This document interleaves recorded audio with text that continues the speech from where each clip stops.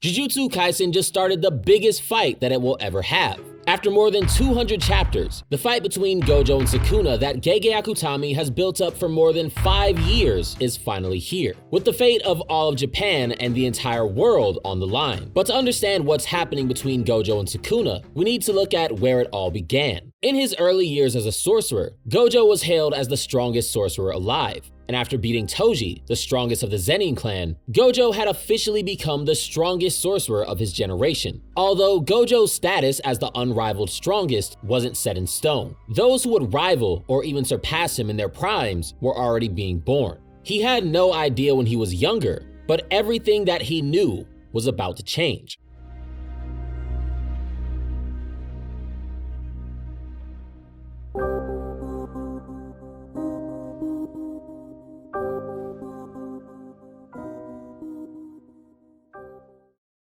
After Suguru became a rogue sorcerer, Gojo experienced a loneliness that he never felt in his life, as there was no one that would understand what it was like to have the kind of strength that the two of them had. This loneliness is what would drive Satoru Gojo to wanting to foster strong, clever allies, and create a world where no one would ever feel this same loneliness again. Although, even though Gojo was strong, changing the world in this kind of way wasn't something that he was going to do with his raw strength alone, as even while being the strongest sorcerer alive, it wasn't enough to stop Suguru from choosing a life where he would kill others for his own reasons, which is what led to Gojo's feeling of emptiness to begin with. But if Gojo's strength wasn't enough, then what was he going to do? 10 years would pass, and eventually Gojo would become a teacher, using his power as a sorcerer to stop the execution of Yuta Okkotsu, someone he saw as being strong enough to lead the next generation that Gojo wanted to bring into the future. Yet Suguru, having been growing stronger for the last 10 years, also looked to take Yuta's power through Riko Orimoto for himself, a power that he claimed could change the world. Suguru would then declare war on all of Japan in the Night Parade of 100 Demons, where he summoned thousands of curses across Japan and threatened to wipe out all of the non-sorcerers on the planet if he would win. And while Yuta Okkotsu was eventually able to beat Suguru, the rest of Gojo's students were defeated, with Yuta only winning with a binding vow that would have taken his life,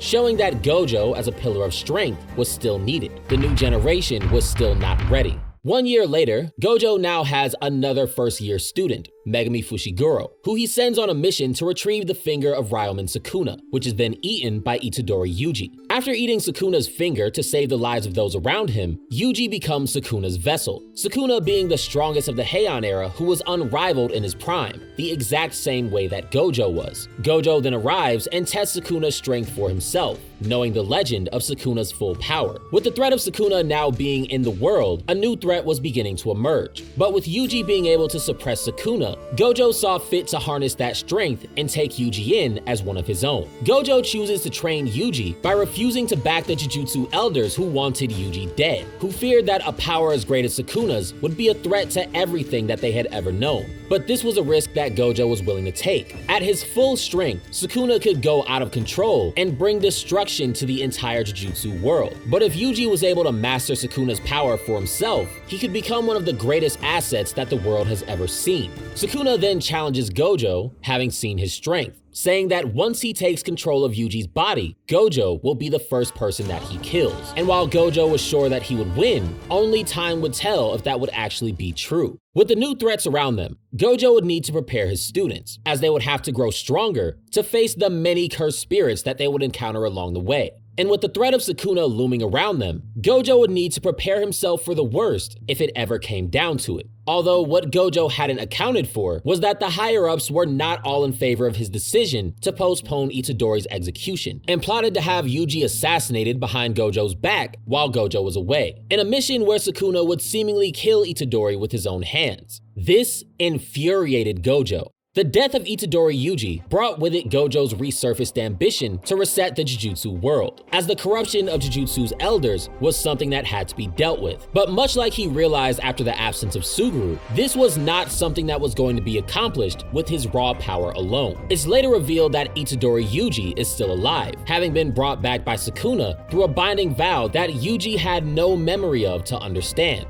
At the exact same time, an entirely new group of players entered the Jujutsu world, with one of their biggest goals being ridding the world of Satoru Gojo, as his existence was in the way of their plans. But who were these new threats, and why did they want Gojo out of the picture so badly? The leader of the assault was none other than a sorcerer from 1,000 years ago named Kenjaku, allying with a team of 3 special grade cursed spirits known as the Disaster Curses, and their leader, Mahito. Kenjaku and the Disaster Curses had 2 different plans, but the same obstacles standing in their way. While the Disaster Curses wanted to destroy all the humans on the planet, as they saw themselves as the truest form of humanity by being human negativity given physical form, Kenjaku's true end goal had yet to be revealed. Yet, even with that being the case, what the both of them wanted was clear. In order for the new world that either of them wanted to bring about, Satoru Gojo had to be removed from the fight, and Ryomen Sukuna had to be added to their side. This would lead the special grade cursed spirit Jogo, the strongest among the Disaster Curses, to make a direct attempt on Gojo's life, despite Kenjaku's warnings that Jogo stood no chance against the strongest sorcerer alive. And Gojo's strength was once again required to defeat a cursed spirit that none of his students could have defeated on their own,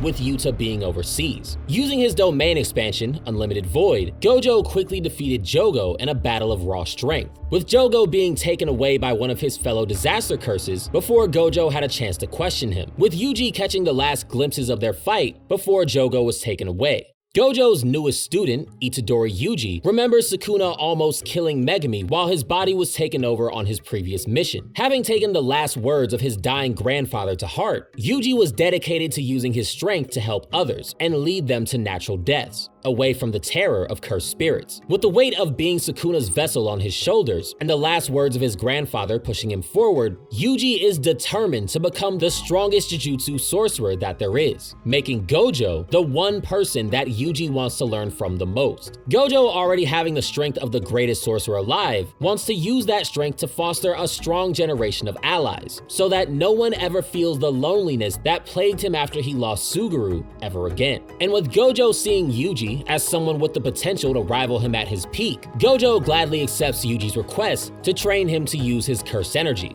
However, the stronger Yuji grows throughout the story, the more fingers he consumes along the way, leading to Sukuna, who lives inside of him, growing stronger as well. With Gojo's efforts to groom what could be his greatest student, leading to him inevitably strengthening the greatest threat to his life. After 1,000 years, Kenjaku puts his plan into motion to fully revive Sukuna and to seal Satoru Gojo. But first, he needs Jujutsu High's collection of Sukuna's fingers, sending Hanami into the Kyoto exchange event while Mahito invades the storage room of Jujutsu High. Even with Hanami being pushed to its limits and running away from Gojo, Mahito finishes the mission successfully, having taken away 6 of Sukuna's fingers and the death paintings from Jujutsu High. But Kenjaku's plan to revive Sukuna and get rid of Gojo didn't stop there. Kenjaku and the Disaster Curses have finally collected 10 of Sukuna's fingers and are ready to launch a full-scale attack on Shibuya, with the Disaster Curses and Mahito having the combined strength of 4 special grade cursed spirits and mercenaries against Gojo's students and grade 1 sorcerers like Mei,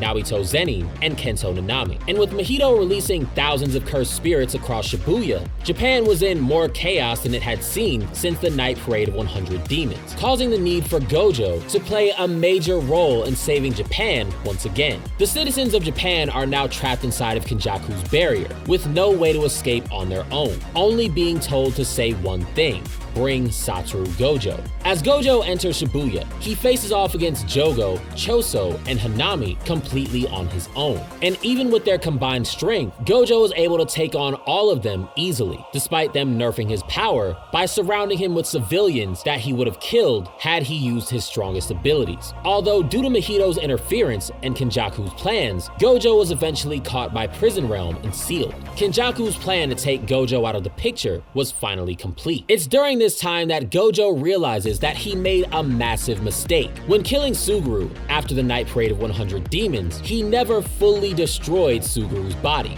allowing his personal feelings to get in the way of what he needed to do. Because of this, Kenjaku was able to take over Suguru's body, which he coveted because of the cursed spirit manipulation technique, and was now one of the greatest threats to the Jujutsu world. And with Gojo no longer being able to stop Kenjaku or Sukuna from inside of Prison Realm, the future was looking grim. Yet, even in the face of these odds, Gojo chooses to put his faith in the next generation, choosing to entrust the future to the strong, clever allies that he built up over the years. Although the new generation that Gojo put his faith in still wasn't ready to compete with Sukuna or Kenjaku, and suffered heavy injuries, with some of Gojo's generation even dying along the way. All while Sukuna grows even stronger after Yuji is force-fed 10 more fingers, bringing him to a total of 15. To the point where he's so strong that even Jogo, who stood far above many of the sorcerers in Gojo's era, could not compete with Sukuna at 75% of his strength. And with Kenjaku awakening cursed spirits and curse users from 1,000 years ago to push his plans even further, Yuji and the others were beginning to struggle to keep the situation under control. After recruiting Yuta and Hikari, Yuji and the others managed to fight Kenjaku's sorcerers from 1,000 years ago, and special grade cursed spirits like Vengeful Spirit Naoya Zeni. And while they do get pushed to their limits, ultimately, everyone survives. Although Kenjaku defeated Yuki Tsukumo and was able to capture Tengen, finally bringing Tengen's immortality under his control after 1,000 years. What this means is that Kenjaku can now merge all of the people of Japan with Tengen to create a cursed spirit with the strength of 100 million people to bring chaos to the entire world, with Uraume, Sukuna's assistant, preparing a bath ritual to help Sukuna become even more dangerous than he already was, making the combined strength of Kenjaku and Sukuna far more dangerous than Yuji, Yuta, and the rest of the Tokyo and Kyoto sorcerers combined. Right when it looked like Sukuna and Kenjaku already had a massive advantage over Yuji, Sukuna activates his binding vow that he put Yuji under in order to bring Yuji back to life, where Sukuna then takes control of Megami's body by supercharging one of his fingers and forcing Megami to become his new vessel, with a plan that Sukuna has set in motion all the way since Chapter 9, where Sukuna noticed Megami's potential due to the 10 shadows, which was now under Sukuna's control. And with Megami's soul being sunken to its lowest by Sukuna, by soaking his body in evil and killing Megami's sister Sumiki, Sukuna was now stronger than he ever was before. With Kenjaku now having Tengen completely under his control and having beaten a special grade sorcerer, and Sukuna now having 10 shadows and 15 fingers, the combined strength of Sukuna and Kenjaku was now higher than ever before, being unable to defeat Sukuna 2 versus 1 before he could be rescued by Uraume, even with Megami weakening Sukuna from the inside. It's at this moment that Kenjaku makes the decision to finally end the Culling Games, as the curse energy required for Tengen's merger has been gathered, with the only thing left to do being to kill everyone except Sukuna and Kenjaku themselves, meaning that Yuji and the others are in a worse position than they've ever been in before, as Sukuna and Kenjaku are strong enough to wipe out all of them at a moment's notice. With everything on the line, Yuji, Maki, and all of the Tokyo and Kyoto sorcerers gather to make a plan to defeat Kenjaku and Sukuna, and to save Megami. And while Yuji eats all the remaining death paintings to get a power-up, the only one strong enough to beat Sukuna is Satoru Gojo, even with Maki being an equal to Toji, and some of the sorcerers from the past, like Kashimo, joining their side. Unsealing Gojo has become the only option to deal with Sukuna, who is now even stronger than he was in Shibuya. But with Gojo having destroyed or sealed the inverted Spear of Heaven and having exhausted Miguel's black rope, how are they going to unseal him from Prison Realm? During the Culling Games, Megami and Yuji meet Angel, a sorcerer from the past with the ability to erase barriers and curse techniques. Angel originally wanted to remove all the incarnated players from the Culling Games, as she believed that the incarnated players erasing the consciousness of their vessels was against the laws of God, with getting rid of Sukuna being her main objective. After Sukuna nearly kills Angel, she agrees to unseal Satoru Gojo from Prison Realm by using her technique Jacob's Ladder to completely erase the back of Prison Realm altogether, releasing Satoru Gojo 19 days after the events of Shibuya. Gojo's unsealing caused an earthquake in Japan, as Kenjaku placed Prison Realm 8,000 meters below the surface in the Japan Trench, with layers of seals on top of it in order to kill Satoru Gojo in case he was ever set free. But Gojo was able to go straight through all of it without issue, due to him being the strongest sorcerer alive. The moment that Gojo is unsealed, he goes straight after Kenjaku, who later admits that had Sukuna not shown up to save him, Gojo would have killed Kenjaku instantly, meaning that even Kenjaku's best efforts weren't enough to stop Gojo when at his best. With Gojo and Sukuna coming face to face, the fight that had been built up for over 200 chapters was finally getting closer. With Gojo now seeing that Megumi had been taken over by Sukuna and being reminded about Sukuna's challenge to him all the way back in chapter 3, telling Gojo that once he makes Yuji's body his, Gojo will be the first person that he kills. Except now, Sukuna has Megumi and the 10 Shadows as well. Having seen that his oldest student had been taken over by Sukuna and his dead best friend had been taken over by Kenjaku, Gojo schedules the date of their fight for December 24th, the date of Suguru's death, to give Suguru's body a proper burial, as he plans to kill both Sukuna and Kenjaku on the same day. With Gojo, Sukuna, and Kenjaku all agreeing to move their fight to December 24th, all of them are focused on growing stronger within the 5 weeks that they have to prepare. With Gojo going through special training after meeting up with Yuji and the rest of his students and making plans for fighting Sukuna with Shoko, Ajichi, Utahime, and Gakuganji, while Sukuna has Uraume gather his remaining fingers to bring him to a total of 19, or 95%, with Sukuna consuming his mummified body to bring him to 100% of his full strength. What this means is that both Gojo and Sukuna are at the strongest that they've ever been at this exact moment, with the day of December 24th